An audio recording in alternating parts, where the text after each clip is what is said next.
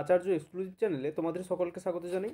আজকে আলোচনা করব তোমাদের দশম শ্রেণীর পর্ষদের টেস্ট পেপার থেকে ইতিহাস থেকে খাস করে হাই স্কুলের পেজ নম্বর 129-এর যে সমস্ত 2 নম্বরের কোশ্চেনগুলো আছে তার অ্যান্সারগুলো নিয়ে আলোচনা করব। আর এর আগের সেটগুলো আমি কিন্তু আগের ভিডিওগুলোতে আপলোড করে দিয়েছি 2 নম্বরের কোশ্চেনগুলো, আর তার সঙ্গে এবিটিএ থেকে 8টা সেট করানো আছে, আরও 2টো সেট করাবো। আর 15 তারিখের মধ্যে তোমাদের এই 15 তারিখের মধ্যে আমি হিস্ট্রি এবং জিওগ্রাফি কিন্তু শেষ করব, যেমন বলেছি সেটা কিন্তু করে দেব। চলো ভিডিওটি শুরু করা যাক। আর ভিডিওটা সম্পূর্ণ ওয়াচ করবে, স্কিপ না করে খাতায় নোট ডাউন করবে। আর একটা জিনিস আমি লক্ষ্য করছি, তোমরা অনেকেই তো ভিডিও দেখছো, কিন্তু এই কন্টেন্টগুলো তৈরি করতে যথেষ্টই একটা সময় সাপেক্ষ, আর ভালোভাবেই করতে হয়। একটা লাইক প্রদান করতে তোমাদের কী হয়, অসুবিধা হয় তোমরাই জানো। হয়তো ভিডিওটা ভালো লাগছে না বা তোমাদের হেল্পফুল নয় হয়তো, তার জন্য তোমরা করছো না। যাই হোক, ছাড়ো, ওই কথা বাদ দাও, মন দিয়ে ভালো করে পড়াশোনা করো আর কোশ্চেনগুলোর অ্যান্সারগুলো কিন্তু খাতায় নোট ডাউন করো। চলো শুরু করা যাক। 1 নম্বর কোশ্চেন বলছে, নতুন সামাজিক ইতিহাস চর্চার প্রধান বৈশিষ্ট্য কী? অ্যান্সার দেখো, নতুন সামাজিক ইতিহাস চর্চার বৈশিষ্ট্য। নতুন সামাজিক ইতিহাসের প্রধানত 3টি ধারা লক্ষ্য করা যায়। এই ধারা 3টি বিশ্লেষণ করলে কয়েকটি গুরুত্বপূর্ণ বৈশিষ্ট্য স্পষ্ট হয়ে ওঠে। 1 নম্বর কি না, মার্ক্সবাদী ধারা।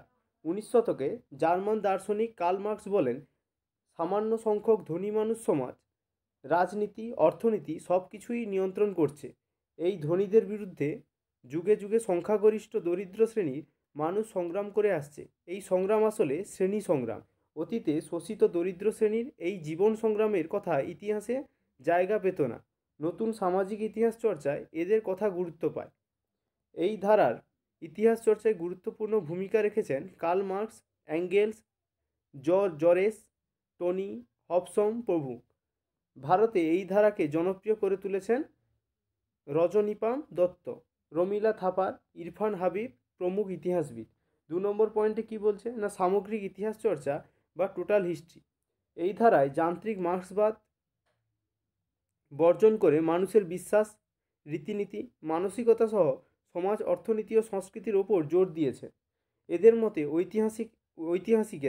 ঐতিহাসিকের কাছে বিচার করা নয়, বোঝাটাই বেশি জরুরি। 1960 থেকে 70-এর দশকে ফ্রান্সে এই ধারার সূচনা করেন Marc Bloch, Lucien Febvre, Fernand Braudel. তোমরা কিন্তু যে কোনো 2টো নাম 3টে নাম দিয়ে কিন্তু লিখতে পারো।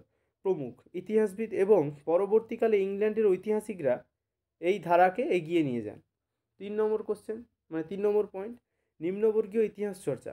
এই ধারা অনুযায়ী জাতি, ধর্ম, বর্ণ, লিঙ্গ, শ্রেণী নির্বিশেষে সমাজের নিম্নস্তরভুক্ত মানুষের জীবনধারা ও ইতিহাস চর্চার অন্তর্ভুক্ত। শুধুমাত্র প্রতিবাদী আন্দোলন নয়, সমাজ জীবনের বিভিন্ন পরিসরে আপাত তুচ্ছ ঘটনাও ইতিহাসের বিষয়বস্তু।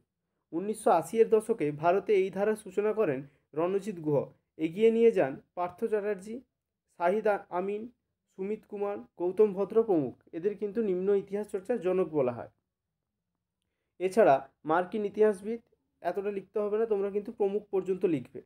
তোমরা এই প্রমুখ পর্যন্তই কিন্তু লিখবে, তাহলে 1 নম্বরের কোশ্চেনের অ্যান্সারটা কিন্তু কমপ্লিট হয়ে যাবে। 2 নম্বর কোশ্চেন কি বলছে না, ইতিহাসের উপাদান হিসেবে আত্মজীবনী গুরুত্বপূর্ণ কেন? বর্তমান সময়ে ইতিহাস লেখার জন্য বিভিন্ন উপাদান ব্যবহার করতে হয়, তার মধ্যে লিখিত অবদান হচ্ছে গুরুত্বপূর্ণ। লিখিত উপাদানের মধ্যে রয়েছে 1 নম্বর হচ্ছে আত্মজীবনী, 2 নম্বর হচ্ছে স্মৃতিকথা। এই দুটি থেকে বহু তথ্য পাওয়া যায়, তাই তৎকালীন ইতিহাস রচনার ক্ষেত্রে এগুলির গুরুত্ব অপরিসীম। আত্মজীবনী ও স্মৃতিকথাগুলিও হলো এক ধরনের সাহিত্য। লেখক তার চোখে দেখা বিভিন্ন ঘটনাও নিজের অভিজ্ঞতার কথা এই জীবনী গ্রন্থে কিন্তু প্রকাশ করেন। আত্মজীবনী ও স্মৃতিকথার গুরুত্ব কী? 1 নম্বর পয়েন্টে বলছে সাধারণ মানুষের কথা। লেখক এর পারিপার্শ্বিক পরিবেশ, কোন কোন ঘটনার বিবরণী প্রভৃতি ইতিহাস রচনার ক্ষেত্রে তথ্যের যোগান দেয়। 2 নম্বর, রাজনৈতিক ও আর্থসামাজিক দৃষ্টিভঙ্গির বিভিন্নধর্মী ব্যাখ্যা পাওয়া যায়। 3 নম্বর, স্থানীয় ইতিহাস রচনার ক্ষেত্রে এই উপাদান সহায়ক ভূমিকা পালন করে।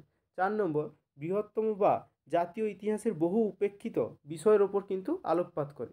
3 নম্বর কোশ্চেন কি বলছে, চার্লস উডের ডেসপ্যাচ কি বা উডের ডেসপ্যাচ কি, এইভাবে কোশ্চেনটা আসে। অ্যান্সার কি না, ভারতে পাশ্চাত্য শিক্ষা বিস্তারের জন্য লর্ড হার্ডিঞ্জ 1844 সালে ঘোষণা করেন যে সরকারি চাকরিতে ইংরেজি ভাষা জানা ব্যক্তিদের অগ্রাধিকার দেওয়া হবে। এই কাজকে আরও উৎসাহিত করার জন্য 1854 সালে কোম্পানির বোর্ড অফ কন্ট্রোলের সভাপতি চার্লস উড একটি নির্দেশনামা প্রকাশ করেন। এই নির্দেশনামা কিন্তু উডের ডেসপ্যাচ নামে কিন্তু পরিচিত। এবার উডের ডেসপ্যাচটা কি, এতটা লিখলেই হয়ে যায়, কিন্তু সুপারিশগুলো লিখলে কিন্তু ভালো হয়, কারণ তোমাদের 2 নাম্বার দেবে, লেখাটা তো যথেষ্ট একটা ভালো হতে হবে। এই নির্দেশনামা অনুযায়ী সুপারিশগুলি কি, 2টো পয়েন্ট অন্তত দেবে। কলকাতা, বোম্বাই ও মাদ্রাজে বিশ্ববিদ্যালয় স্থাপন করতে হবে। 2 নম্বর, একটি পৃথক শিক্ষা দপ্তর প্রতিষ্ঠান করতে হবে। 3 নম্বর, শিক্ষক শিখন বিদ্যালয় স্থাপন করা। 4 নম্বর, প্রাথমিক ও মাধ্যমিক বিদ্যালয় প্রতিষ্ঠা করা। 5 নম্বর, বিদ্যালয়গুলিতে সরকারি অনুদান দেওয়া। 6 নম্বর, মাতৃভাষায় বৃত্তি শিক্ষার ব্যবস্থা করা। আর 7 নম্বর, স্ত্রী শিক্ষার ব্যবস্থা করা। এইগুলো কিন্তু উডের ডেসপ্যাচের উদ্দেশ্য ছিল। এইবার এই কোশ্চেনটা কিন্তু তোমাদের এটা দেওয়ার কারণ, এই যে 7টা পয়েন্ট দিয়েছি, এই পয়েন্টগুলো দেওয়ার কারণ কি, তোমাদের কখনো কখনো দিয়ে দেয় যে উডের ডেসপ্যাচের উদ্দেশ্য কী ছিল, তখন কিন্তু তোমরা পয়েন্ট পাবে না। তো তখন তোমরা এই 7টা পয়েন্ট কিন্তু দিয়ে দিলে তোমরা ফুল মার্কস পাবে। চলো 4 নম্বর কোশ্চেন কী বলছে, সমাজ সংস্কারে নব্যবঙ্গের ভূমিকা কী ছিল। না, নব্যবঙ্গ আন্দোলন 19 শতকের বাংলা তথা ভারতের একটি গুরুত্বপূর্ণ সামাজিক, সাংস্কৃতিক এবং ধর্মীয় পুনর্জাগরণের যুগ। এই আন্দোলনের মূল লক্ষ্য ছিল পশ্চিমা শিক্ষার সঙ্গে ভারতীয় ঐতিহ্যের সমন্বয় সাধন করে একটি আধুনিক সমাজ গড়ে তোলা। নব্যবঙ্গ আন্দোলনের মাধ্যমে বাংলায় শিক্ষা, সাহিত্য, বিজ্ঞান, শিল্প এবং ধর্মীয় চিন্তাধারায় এক নতুন ধারা গড়ে ওঠে। মানে এই নব্যবঙ্গীয় ধারার মাধ্যমে কিন্তু বাংলায় শিক্ষার প্রসার ঘটে, সাহিত্য চর্চা ঘটে এবং বিজ্ঞানের প্রসার ঘটে, শিল্পের প্রসার ঘটে এবং ধর্মীয় যে চিন্তাধারা, সেই চিন্তাধারারও কিন্তু বিকাশ ঘটে। এইগুলো কিন্তু নব্যবঙ্গীয় আন্দোলনের মাধ্যমে দেখা যায়। নেক্সট কি বলছে, 5 নম্বর বলছে সন্ন্যাসী ফকির বিদ্রোহের চরিত্র কেমন ছিল। ভূমিকা দেখো। না, 1763 খ্রিস্টাব্দে শুরু হওয়া সন্ন্যাসী ও ফকির বিদ্রোহ ছিল বাংলায় ব্রিটিশ শাসনের বিরুদ্ধে প্রথম প্রতিবাদ ও প্রতিরোধ আন্দোলন। বিভিন্ন পণ্ডিত এই বিদ্রোহের বিভিন্ন চরিত্র বা প্রকৃতি উল্লেখ করে থাকেন। 1 নম্বর, সন্ত্রাসবাদী চরিত্র। লর্ড ওয়ারেন হেস্টিং সন্ন্যাসী ও ফকির বিদ্রোহের মধ্যে সন্ত্রাসবাদী চরিত্র লক্ষ্য করেছেন। তার মতে এই বিদ্রোহ ছিল হিন্দুস্তানের যাযাবর ও পেশাদার ডাকাতের উপদ্রব, তবে এই মত গ্রহণযোগ্য নয়। 2 নম্বর কিনা কৃষক বিদ্রোহ। কারো কারো মতে এই বিদ্রোহ ছিল মূলত একটি কৃষক বিদ্রোহ। সন্ন্যাসী ও ফকিররা ধর্মচর্চার সঙ্গে যুক্ত থাকলেও কৃষিকাজেই ছিল তাদের প্রধান পেশা। উইলিয়াম হান্টার, অ্যাডওয়ার্ড গ্যারার্ড একে কৃষক বিদ্রোহ বলে কিন্তু অভিহিত করেছেন। 3 নম্বর পয়েন্ট তোমরা 2টো দিতে পারো, আমি একটু বাড়িয়ে রাখি, কারণ তোমাদের 4 নম্বর হিসেবেও যদি কখনো কোশ্চেন চলে আসে তোমাদের লিখতে না যেন অসুবিধা হয় তার জন্য। অথবা দিয়ে দিল এর উদ্দেশ্য কী ছিল, তখন তোমরা কোথা থেকে পয়েন্ট পাবে। তখন কিন্তু এই 3টে পয়েন্ট 4টে পয়েন্ট যেগুলো দেওয়া আছে এই পয়েন্টগুলো লিখে দিলে কিন্তু ফুল মার্কস পেয়ে যাবে। চলো 3 নম্বর পয়েন্টে কী বলছে, স্বাধীনতার যুদ্ধ। কেউ কেউ মনে করেন যে এই বিদ্রোহ ছিল বিদেশি শাসনের বিরুদ্ধে ভারতের স্বাধীনতা আন্দোলন। লেস্টার হ্যাচিনসন মনে করেন যে বিদ্রোহীদের প্রধান লক্ষ্য ছিল বিদেশিদের হাত থেকে নিজ দেশ ও ধর্মকে রক্ষা করা। দুর্বলতা কী ছিল এই সন্ন্যাসী ফকির বিদ্রোহে। না, সন্ন্যাসী ও ফকিরদের আন্তরিকতা থাকলেও তাদের সঙ্গে সমাজের বৃহত্তর অংশের সাধারণ মানুষ বিদ্রোহে সামিল হয়নি। এর ফলে বিদ্রোহ কখনোই তীব্র হয়ে উঠতে পারেনি। 7 নম্বর কোশ্চেন, অসংখ্য সেটে এই কোশ্চেনটা দেখা গেছে। মহারানীর ঘোষণাপত্রের মূল উদ্দেশ্য কী ছিল। অ্যান্সার দেখে নেবে। আর একটা কথা বলি, তোমাদের ওই যে তাম্রলিপ্ত জাতীয় সরকারটা খুবই গুরুত্বপূর্ণ কোশ্চেন ছিল। আগের ভিডিওগুলোতে কিন্তু আমি দেইনি, মানে দিতে পারিনি, ওই কোশ্চেনটা আমার রেডি ছিল না। এবার এই কোশ্চেনের সঙ্গে কিন্তু আমি অ্যাটাচ করে দিয়েছি, অবশ্যই লাস্ট পর্যন্ত ভিডিওটি দেখবে আর ওই কোশ্চেনটা কিন্তু তুলে নেবে। ওই কোশ্চেনটাও কিন্তু খুবই গুরুত্বপূর্ণ কোশ্চেন, অনেকগুলো সেটাই দেখা গেছে আর ওই কোশ্চেনটা প্রিভিয়াস ইয়ারে আসেনি, প্রিভিয়াস ইয়ারগুলোতে আসেনি, তাই ওটা কিন্তু আসার দাবি রাখে। অ্যান্সার কী বলছে না, 1857 সালে মহাবিদ্রোহ দমনের উদ্দেশ্য ইস্ট ইন্ডিয়া কোম্পানি কঠোর দমন নীতি গ্রহণ করে, ফলে মহাবিদ্রোহ ব্যর্থ হলেও এই বিদ্রোহ ভারতীয়দের ক্ষুব্ধ করে এবং ব্রিটিশ শাসনের ভিতকে কাঁপিয়ে দেয়। এই পরিস্থিতিতে ব্রিটিশ পার্লামেন্ট ভারতীয়দের ক্ষোভ প্রশমন করে। 2 নম্বর, ব্রিটিশ শাসনকে পুনরায় দৃঢ় ভিত্তির ওপর দাঁড় করানোর জন্য ভারত শাসন আইন পাশ করে। এই আইনকে আনুষ্ঠানিকভাবে লাগু করে ভারতে ইস্ট ইন্ডিয়া কোম্পানির শাসনের অবসান ঘটিয়ে ব্রিটিশ পার্লামেন্ট নিজ হাতে শাসনভার তুলে নেওয়ার সিদ্ধান্ত নেয়। মূলত এই উদ্দেশ্যেই মহারানীর ঘোষণাপত্র ঘোষণা করা। 8 নম্বর কী বলছে, এই কোশ্চেনটা অসংখ্য সেটে দেখা যাচ্ছে, এটাও কিন্তু খুবই গুরুত্বপূর্ণ কোশ্চেন। আনন্দমঠ উপন্যাসটি কীভাবে জাতীয়তাবাদী ভাবধারাকে উদ্দীপ্ত করেছিল। অ্যান্সার দেখো, ভারতের জাতীয়তাবোধ বিকাশের ক্ষেত্রে বঙ্কিমচন্দ্র চট্টোপাধ্যায়ের আনন্দমঠ উপন্যাসটি বিশেষ উল্লেখযোগ্য। 1 নম্বর পয়েন্ট, আনন্দমঠ 76 মন্বন্তরের পটভূমিতে রচিত এই উপন্যাসটি 1882 খ্রিস্টাব্দে প্রকাশিত হয়। 2 নম্বর সন্তান দল। সন্তান দলের আদর্শে দেশের যুব সমাজকে দেশের পরাধীনতার শৃঙ্খল মোচনের জন্য এগিয়ে আসার আহ্বান জানানো হয়। দেশীয় সংস্কৃতি উপন্যাসে দেশীয় সংস্কৃতি ও ঐতিহ্যের ওপর কিন্তু গুরুত্ব দেওয়া হয়েছিল। এটা কিন্তু 3 নম্বর পয়েন্ট হবে। 4 নম্বর পয়েন্ট বন্দে মাতরম।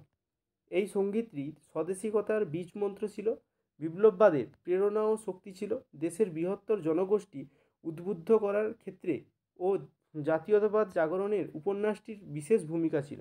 9 নম্বর কী বলছে না, ডক্টর মহেন্দ্রলাল সরকার স্মরণীয় কেন? ডক্টর মহেন্দ্রলাল সরকার ছিলেন ভারতের দ্বিতীয় এমডি এবং খ্যাতনামা প্রথম হোমিওপ্যাথিক চিকিৎসক। তিনি 1876 খ্রিস্টাব্দের 29শে জুলাই কলকাতার বউবাজার স্ট্রিটে আইএসিএস প্রতিষ্ঠা করেন। তার দৃঢ় চিত্ততায় ভারতের বিজ্ঞান ও প্রযুক্তি কিন্তু শিক্ষা ও চর্চার পথ সুগম হয়। 10 নম্বর কোশ্চেন, বাংলা লাইনোটাইপ প্রবর্তনের গুরুত্ব কী? এটাও খুবই গুরুত্বপূর্ণ কোশ্চেন। সারিবদ্ধভাবে লেখা ছাপানোর পদ্ধতিকে লাইনোটাইপ বলা হয়। লাইনোটাইপের বিশেষত্ব হলো মানে গুরুত্বগুলি হলো, 1 নম্বর, এতে বিভিন্ন ধরনের কিবোর্ড রয়েছে, অক্ষর, যুক্তাক্ষর, বিরামচিহ্ন ও স্পেস একসঙ্গে ছাপানো যায়। 2 নম্বর কী বলছে না, এই প্রক্রিয়ায় খবরের কাগজ, ম্যাগাজিন, বই প্রভৃতি দ্রুত এবং সহজে ছাপানো সম্ভব হয়। 11 নম্বর কোশ্চেন, মাদারিপাসি কে ছিলেন? দেখে নেবে। একা আন্দোলনে, এটা একা আন্দোলন হবে। একা আন্দোলন ভারতীয় জাতীয় কংগ্রেসের একটি শাখা ছিল। অসহযোগ আন্দোলন এর সাথে যুক্ত, কিন্তু কংগ্রেস যখন দেশব্যাপী অসহযোগ আন্দোলনে ব্যস্ত ছিল তখন চলমান এক আন্দোলনকে কিছুটা অবহেলা করেছিল। এই সময়ই মাদারিপাসি একা আন্দোলনের সাথে জড়িয়ে কিষাণদের মধ্যে একজন ক্যারিসম্যাটিক তৃণমূল নেতা হিসাবে নিজেকে প্রতিষ্ঠিত করেছিলেন। তিনি সকল ধর্ম ও বর্ণের কিষাণ ও ক্ষুদ্র জমিদারদের ঐক্যবদ্ধ করেছিলেন। তিনি আন্দোলনকে সহিংস পথে ঠেলে দেন। তিনি জমিদার, করিন্দা, তালুকদার ও ঠিকাদারদের সহিংসভাবে লাঞ্ছিত করতেন এবং এমনকি তাদের নিজ বাড়িতে বন্দি করেন। তিনি প্রজা এবং ক্ষুদ্র জমির মালিকদের জমির মালিকানার অধিকার বিতরণ করতে শুরু করেন। ভয়ের সাথে তার নাম যুক্ত ছিল।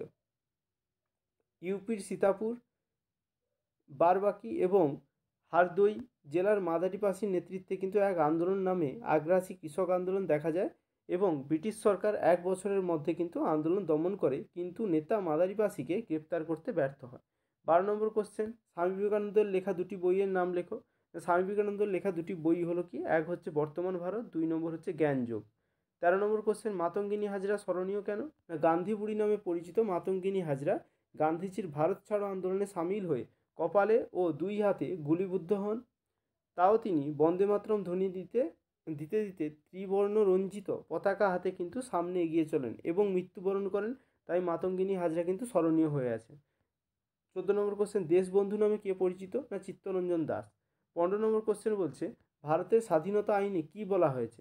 অ্যান্সার দেখো, এই আইন অনুসারে ব্রিটিশ ভারতকে 2টি পৃথক অধিপত্যে ভাগ করা হবে, অর্থাৎ ভারত এবং পাকিস্তান এভাবে পশ্চিম পাকিস্তান, পূর্ব পাকিস্তান, বালুচিস্তান এবং সিন্ধুর সমন্বয়ে কিন্তু গঠিত হয়েছিল। গভর্নর জেনারেল পদের 2টি অধিপত্য অব্যাহত থাকবে এবং রাজা রানী প্রতিনিধি হিসাবে কিন্তু কাজ করবে। চলো 16 নম্বর কোশ্চেনে চলে যাওয়া যাক। 16 নম্বর কোশ্চেনটাও কিন্তু খুবই গুরুত্বপূর্ণ কোশ্চেন। অসংখ্য মানে অনেকগুলো টেস্ট পেপারের সেটে কিন্তু এই কোশ্চেনটা রয়েছে, আর তার সঙ্গে পর্ষদের টেস্ট পেপারেও দেখা যাচ্ছে। দেশীয় রাজ্যগুলোর ভারতভুক্তি দলিল বলতে কী বোঝায়?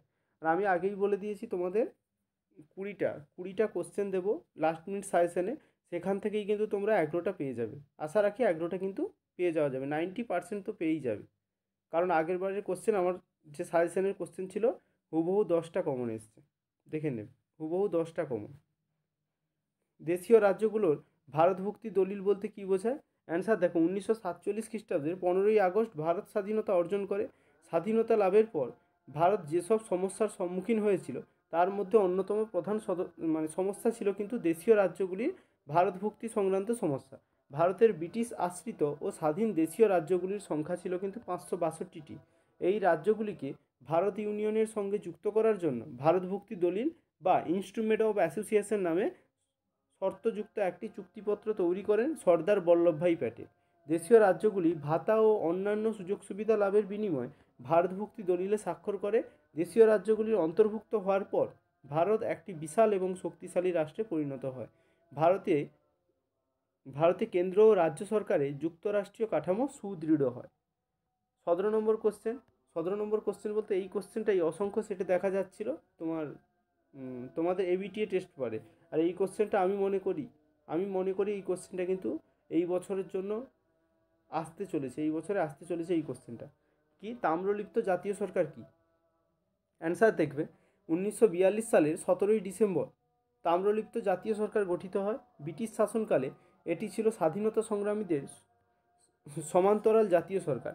সর্বাধিনায়ক হন বিপ্লবী সতীশচন্দ্র সামন্ত। এই সরকারের বিভিন্ন বাহিনী গঠিত হয়। এই জাতীয় সরকার সে সময় পৃথক শাসন ব্যবস্থা গড়ে তুলেছিল। আইন শৃঙ্খলা, স্বাস্থ্য, শিক্ষা, বিচার, কৃষি, প্রচার, সমর ইত্যাদি বিভাগে কিন্তু পৃথক পৃথক পৃথক সচিব নিয়োগ করা হয়েছিল। সবার উপরে ছিলেন সর্বাধিনায়ক বিপ্লবী সতীশচন্দ্র সামন্ত। অর্থ সচিব ছিলেন পশ্চিমবঙ্গের প্রাক্তন মুখ্যমন্ত্রী অজয় কুমার মুখোপাধ্যায় এবং সমর ও স্বরাষ্ট্র সচিব ছিলেন কিন্তু সুশীল কুমার ধারা। 1944 সালে 30শে সেপ্টেম্বর পর্যন্ত স্থায়ী ছিল তাম্রলিপ্ত জাতীয় সরকারের অস্তিত্ব। এই জাতীয় সরকারের সংবাদপত্র বা মুখপত্র বিপ্লবী প্রকাশিত হতো। মূল মুখপত্রের কপি দিল্লির নেহেরু মেমোরিয়াল মিউজিয়াম অ্যান্ড লাইব্রেরিতে কিন্তু সংরক্ষিত আছে। এই ছিল তোমাদের আজকের কোশ্চেন। পরবর্তী সেট দেখার জন্য অবশ্যই চ্যানেলটিকে সাবস্ক্রাইব করবে। আর লাস্ট মিনিট সাজেশন পাওয়ার জন্য অবশ্যই চ্যানেলটিকে সাবস্ক্রাইব করবে, কারণ তোমাদেরই উপকার হবে এই কোশ্চেনগুলো যেভাবে খুঁটিয়ে খুঁটিয়ে তৈরি করা আছে। তোমরা যদি খাতায় নোট ডাউন করে পড়ো, তোমরা কতটা উপকৃত হও তোমরা নিজেই বুঝতে পারো। আর তোমরা সবাই জানো যে 60 থেকে 70% কোশ্চেন কিন্তু কমন থাকে এবিটিএ এবং পর্ষদের টেস্ট পেপার থেকে। এই জন্য মন দিয়ে ভালো করে জীবনের ফার্স্ট এক্সামটা কিন্তু ভালো করে দাও। চলো, এইটুকুই আশা রাখি। আজকে এই পর্যন্ত, দেখা হচ্ছে পরবর্তী ভিডিওতে। এবং জিওগ্রাফিটাও কিন্তু তোমাদের সেই সঙ্গে এবিটিএর জিওগ্রাফিটা আর পর্ষদের মানে তোমার জিওগ্রাফিটাও কিন্তু 15 তারিখের মধ্যে সব কিছু পেয়ে যাবে। Thank you. ভালো করে মন দিয়ে পড়াশোনা করো।